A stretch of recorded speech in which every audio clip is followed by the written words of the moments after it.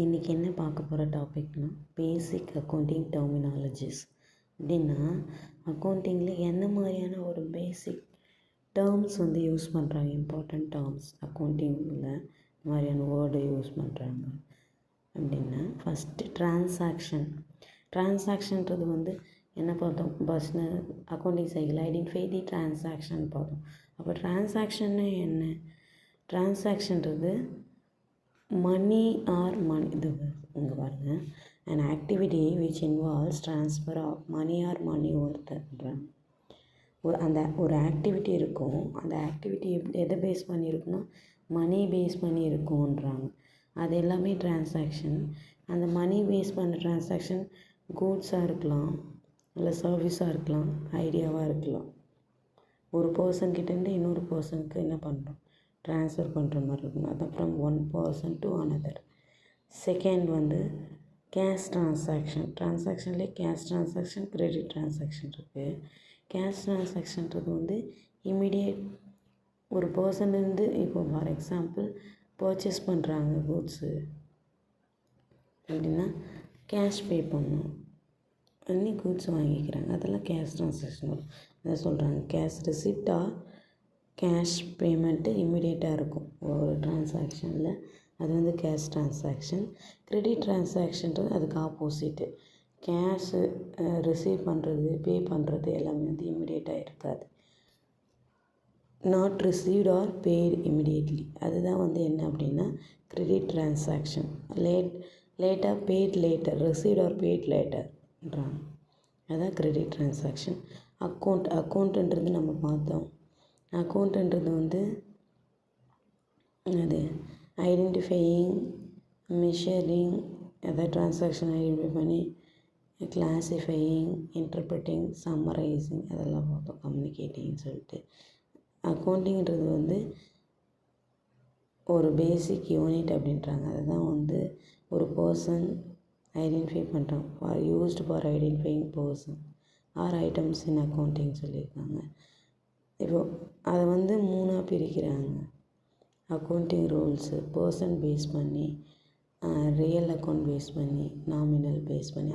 ரியல்னால் asset வரும், nominal அக்கௌண்ட்னா expenses, income base பண்ணி இதை அக்கௌண்ட்டை பிரிக்கிறாங்க அந்தந்த ஹெட்டு கீழே. இதுதான் அக்கௌண்ட்டு. நெக்ஸ்ட்டு கேபிட்டல்ன்றது நார்மலாக தெரியும். ஒரு பிஸ்னஸில் ஓனர் ஆர் ப்ரொப்ரைட்டர் ரெண்டும் ஒன்று தான் மீனிங். ப்ரொப்ரைட்டர்னாலும் ஓனர் தான். இந்த டேர்மும் யூஸ் பண்ணுறாங்க அக்கௌண்டிங்கில். எவ்வளோ அமௌண்ட் இன்வெஸ்ட் பண்ணுறாங்க ஓனர் ஆர் ப்ரொப்ரைட்டர், அதுக்கு பேர் தான் கேபிட்டல். ட்ராயிங்ஸுன்றது அப்படி இன்வெஸ்ட் பண்ண ஓனர் இன்வெஸ்ட் பண்ணிட்டாங்க, அது பிஸ்னஸோட அமௌண்ட் ஆகிடுச்சு. இப்போ பிஸ்னஸ்லேருந்து பர்சனல் யூஸுக்காண்டி வித்ட்ரா பண்ணாங்கன்னா அதுக்கு பேர் ட்ராயிங்ஸ். அது கேஷாகவும் இருக்கலாம் வித்ட்ரா பண்ணுறது, இல்லை வேல்யூ ஆஃப் கூட்ஸாக இருக்கலாம், அசட்டாகவும் இருக்கலான்றாங்க. அப்படி வித்ட்ரா பண்ணுற அமௌண்ட்டு, அதுக்கு பேர் தான் என்னென்னா ட்ராயிங்ஸ். நெக்ஸ்ட்டு வவுச்சர்ன்றது ஒரு ரிட்டன் ஆர் பிரிண்டட் டாக்குமெண்ட்டு தான். அது பிஸ்னஸ்க்கு ஒரு சப்போர்ட் எவிடன்ஸ் அந்த ட்ரான்சாக்ஷன் அக்கர் ஆனதுக்கு. ஃபார் எக்ஸாம்பிள், இப்போ ஒரு கிரெடிட் பர்ச்சேஸ் பண்ணியிருக்காங்க இல்லைன்னா அதுக்கு என்ன இருக்கணும், ஒரு பில்லு அந்த கேஷ் அந்த இன்வாய்ஸுன்றது ஒரு எவிடன்ஸாக இருக்கும். அதுதான் கொடுத்துருக்காங்க. Cash receipt, invoice, cash memo, bank pay in slip, இதெல்லாம் எவிடன்ஸ். இன்வாய்ஸுன்றது ஒரு ஸ்டேட்மெண்ட்டுன்றாங்க. யார் ப்ரிப்பேர் பண்ணுவாங்கன்னா செல்லர் ஆஃப் கூட்ஸ் தான் பையருக்கு ப்ரிப்பேர் பண்ணுவாங்கன்றாங்க. அதில் என்னென்ன இருக்குன்னா, என்ன மாதிரியான குவான்டிட்டி, ப்ரைஸு, வேல்யூ, இந்த மாதிரியான டீட்டெயில்ஸ் அதில் ஷோ பண்ணியிருக்குன்றாங்க. தென் கூட்ஸுன்றது ஒரு ஆர்டிக்கலாக இருக்கலாம், ஒரு திங்ஸாக இருக்கலாம், ஒரு கமாடிட்டியாக இருக்கலாம். அது பிஸ்னஸ்க்கு யூஸ் பிஸ்னஸ் டீலிங்கில் யூஸ் பண்ணுறதா இருக்கும். தென் பர்ச்சேஸ்ன்றது என்னென்னா, கூட்ஸை என்ன பண்ணுறாங்கன்னா பை பண்ணுறது பர்ச்சேஸ் சொல்லுவாங்க. தென் பர்ச்சேஸ் ரிட்டர்ன்ன்றது when return to the supplier. Buy பண்ண கூட்ஸை சப்ளையருக்கு என்ன பண்ணுறாங்க, சம் டிஃபெக்ட்ஸ் இருந்தால் ரிட்டர்ன் பண்ணிவிடுவாங்க.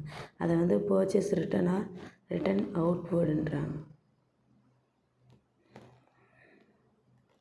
தென் சேல்ஸ்ன்றது வந்து கூட்ஸை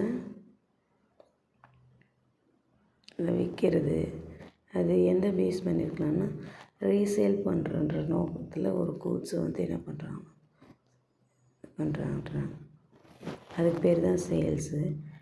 தென் sales return or return inwards, ரெண்டுமே ஒன்று தான். கூட்ஸை சேல் பண்ணிட்டாங்க. அப்படி சேல் பண்ண கூட்ஸு பிஸ்னஸ் சேல்ஸ் பண்ணியிருக்காங்கன்னு வச்சுக்கோங்களேன், கஸ்டமர்கிட்டேருந்து திருப்பி ரிட்டர்ன் வந்தது. பர்ச்சேஸ்ன்றது பிஸ்னஸ் வந்து பர்ச்சேஸ் பண்ண கூட்ஸை ரிட்டர்ன் பண்ணுறாங்க.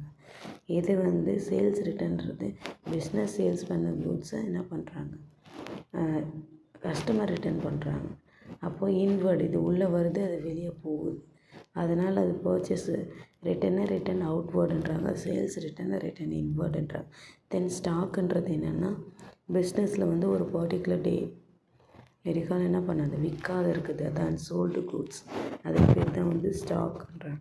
தென் இன்கம்ன்றது சர்டன் அமௌண்ட் வந்து ரிசீவ் பண்ணுவாங்க கூட்ஸு சேல்ஸ் பண்ணுறப்போ. அதுக்கு எக்ஸாம்பிள் கொடுக்குறாங்க, எந்த மாதிரிலாம் ஏர்னிங் பண்ணுறாங்க அமௌண்ட் ரிசீவ் பண்ணுறது. இன்ட்ரெஸ்ட்டாக இருக்கலாம், டிவிடெண்ட்டாக இருக்கலாம், கமிஷனாக இருக்கலாம். அந்த ஏர்னிங்ஸ் அதெல்லாம் வந்து இன்கம் அப்படின்னு சொல்கிறாங்க. தென் எக்ஸ்பென்சஸ்னால் அமௌண்ட் எவ்வளோ இன்கர்ட் ஆகிருக்கு ஒரு ப்ராடக்டை ப்ரொடியூஸ் பண்ணுறதுக்கு இல்லை சேல்ஸ் பண்ணுறதுக்கு சொல்கிறாங்க. அதுதான் வந்து ஸ்பெண்ட் பண்ணுறாங்க இல்லையா அமௌண்ட், அதுதான் எக்ஸ்பென்சஸ். தென் சால்வன்சி அப்படின்றது கேப்பபிலிட்டி ஆஃப் பர்சன்றாங்க. எபிலிட்டி இருக்குது அதை பே பண்ணுறதுக்கான ஃபினான்ஷியல் எபிலிட்டி, அதுக்கு பேர் தான் சால்வன்சி. இன்சால்வன்சின்றது ஆப்போசிட், அது வந்து ஃபைனான்ஷியல் எபிலிட்டி இருக்காது. தென் அசட்டுன்றது வந்து ஒரு ஃபிசிக்கல் திங்ஸாக இருக்கலாம், அது மானிட்டரி வேல்யூவாக இருக்கும். அதெல்லாம் வந்து அதனால் மெஷர் பண்ண முடியும், அது வந்து தென் லைபிலிட்டிஸ்ன்றது வந்து ஃபைனான்ஷியல் ஆப்ளிகேஷன் ஆஃப் பிஸ்னஸ். ஒரு பிஸ்னஸ் வந்து ஃபார் எக்ஸாம்பிள் லைபிலிட்டிஸில் கிரெடிட்டாக ஒரு அமௌண்ட் வாங்கியிருப்பாங்க பர்ச்சேஸ் பண்ணி, திருப்பி வந்து என்ன பண்ணணும், ரீபே பண்ணணும், கொடுக்கணும் அவங்களுக்கு. அதெல்லாம் வந்து லைபிலிட்டிஸ் சொல்லியிருக்காங்க. ஃபைனான்ஷியல் ஆப்ளிகேஷன் டு பிஸ்னஸ், ஒரு பிஸ்னஸ் பே பண்ண வேண்டிய ஆப்ளிகேஷன், அதெல்லாம் வந்து லைபிலிட்டிஸ்ன்றாங்க. தென் டெட்டாஸ்ன்றவங்க என்னென்னா பிஸ்னஸ் என்ன பண்ணும், ரிசீவ் பண்ண வேண்டிய பெனிஃபிட்ஸ், அதுவும் without giving money or money worth, இம்மிடியேட்டாக வந்து ரிசீவ் பண்ணிக்க மாட்டாங்க. அப்போது ஃப்யூச்சரில் ரிசீவ் பண்ணிக்கலான்னு அந்த பெனிஃபிட்டு சரிங்களா, அதுக்கு பேர் தான் வந்து டெட்டாஸ். அந்த ப்ராசஸ் தான் வந்து பிஸ்னஸ்க்கு டெப்டாஸ். இது வந்து அசட்டு. அதுக்கு ஆப்போசிட் வந்து கிரெடிட்டாஸ், லைபிலிட்டிஸ். கிரெடிட்டார்னால் அந்த பிஸ்னஸ் வந்து ஃபைனான்ஷியல் ஆப்ளிகேஷனை பே பண்ணணும் யாருக்கு அப்படின்னா இந்த கிரெடிட்டாருக்கு. இது வந்து லைபிலிட்டிஸ் பிஸ்னஸ்க்கு. இது அதை கிவ்ஸ் அ பெனிஃபிட், ஒரு பிஸ்னஸ் பெனிஃபிட்டை கிவ் பண்ணணும், இம்மிடியேட்டாக பே பண்ணுவது ஃப்யூச்சரில் தான் இருக்கணும். தென் டெப்ரிஷியேஷன்றது வந்து ஒரு ஃபிக்ஸ்டு அசட்டில், இப்போ ஒரு ஃபிக்ஸ்டு அசட் வாங்குகிறோன்னா அது அப்படியே வந்து இன்னும் இருக்காது, வாங்கின மாதிரி இருக்காது. அப்போ அதில் கிராஜுவல் ரிடக்ஷன் வேல்யூஸ் ரெடியூஸ் ஆகும். அந்த வேல்யூ வந்து ஒரு particular usage or passage of டைமில் வந்து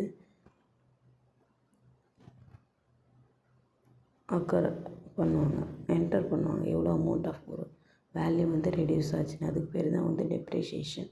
தென் பேட் டெப்ட்ஸ்ன்றது வந்து இப்போ பிஸ்னஸ் கிரெடிட் ப்ரொவைட் பண்ணியிருக்காங்க கஸ்டமருக்கு, அப்படி ப்ரொவைட் பண்ண கஸ்டமர்ஸ் என்ன பண்ணுவாங்க, பிஸ்னஸ்க்கு அதை டெப்டாஸ் அந்த டெப்டாஸ் என்ன பண்ணுவாங்க, ரிசீவ் பண்ண முடியாது, இன்சால்வன்சியாக இருக்கலாம், இல்லை டெத் ஆகிட்டு இருக்கலாம். அதெல்லாம் வந்து என்ன சொல்கிறாங்கன்னா பேட் டெப்ட்ஸ், அதை இர்ரெக்கவரபிள் டெப்ட். அதை வந்து என்ன பண்ண முடியாது, திருப்பியே என்ன பண்ண முடியாது, ரிசீவ் பண்ணிக்க முடியாது. அதெல்லாம் வந்து பேட் டெப்ட்ஸ்.